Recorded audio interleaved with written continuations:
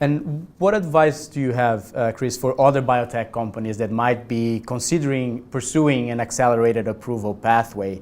And related to this, what do you think is the impact that the 21st Century Cures Act will have on approval of drugs for rare diseases? Yeah. Well, look, I think in the majority of cases where you have a small data set, there either is no signal or anything to speak of, and then that decision might be easier for the company or the FDA to say, we're not ready for accelerated approval, and whether they pursue follow-on studies or not. Or they have a very robust signal where it makes the FDA's job easy to consider it.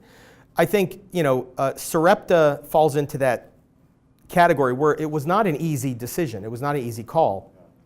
And so I think the company has to be realistic to what is the strength of the data set, how can they engage. And so what we tried to do, which I would advise any company should do, is from the beginning, I had two principles. One was I wasn't going to do anything or take a step forward without the FDA's explicit guidance. And now actually it's in the public domain. Yeah. People can look back at every correspondence and show that we didn't make a move until the FDA said it was okay for us to make that move.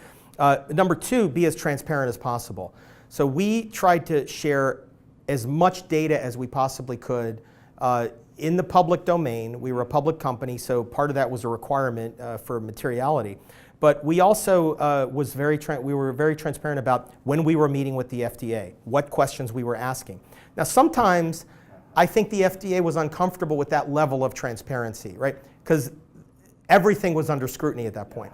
But I think in the end, it's the right decision to share more than less, because you can still debate and have arguments, but if a company's withholding information, you start to erode the trust, okay, of what they're saying. And so we tried to say, look, here's the data, here's what we believe, here's what we're talking to the FDA. We were probably more advanced in sharing actual FDA excerpts, quotes, their actual language, whereas a lot of companies just put a press release and they characterize what the FDA said. We were actually putting what the FDA said in our press releases.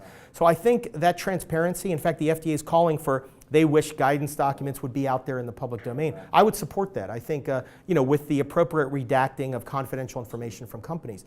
So I think that is the advice I would give, is be as transparent as possible.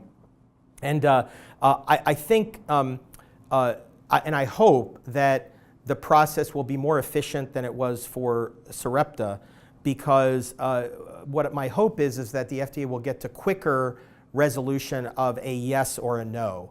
The FDA doesn't have a problem saying no to companies, okay? And I think part of the issue was they never said no, even though there was some internal folks who were reluctant or who might have been against that path forward.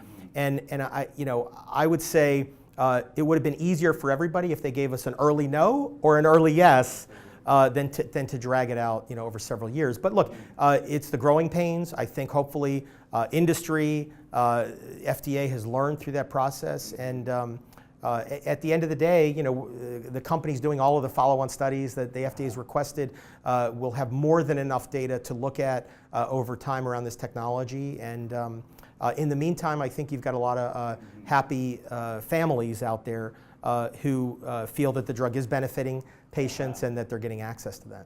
And do you think that after this positive move with increased transparency, there will be, considering also the new tone in Washington and the new administration, do you think that there will be any impact or any changes in terms of the efficiency of the review process and the whole interactions between the industry and the agency? Yeah, look, I think it's easy to be critical of the FDA, okay, because they have a tough job, okay, and I think one of the good things about 21st Century Cures is the increase of the pay caps, efforts to try to staff up both quality and quantity of the staff to do the appropriate reviews.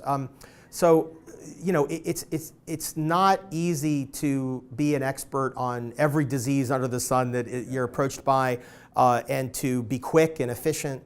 But I think that there probably are areas where you could look deeply and say, what can be improved with the process?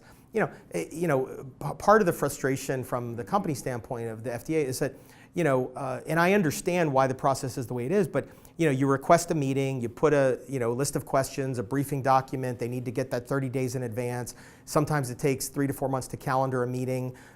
Once you have the meeting, you usually get an hour. They were very generous with us. We often got an hour and a half, 2 hours. Sometimes we went over the allotted time, but that's not true with every company. And so, you have an hour meeting, and if you don't get to everything, you have to request another meeting and calendar it and put a briefing document together.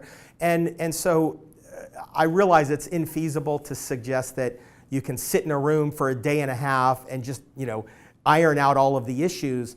But my goodness, it would be very efficient to be able to sit down and have substantive discussions for more than an hour or two around very critical issues around a development program. Okay. If you want to hear more from Chris and other thought leaders in the orphan drug industry, make sure to join us on April 20th and 21st in Washington, D.C. at the World Orphan Drug Congress USA 2017. Thank you.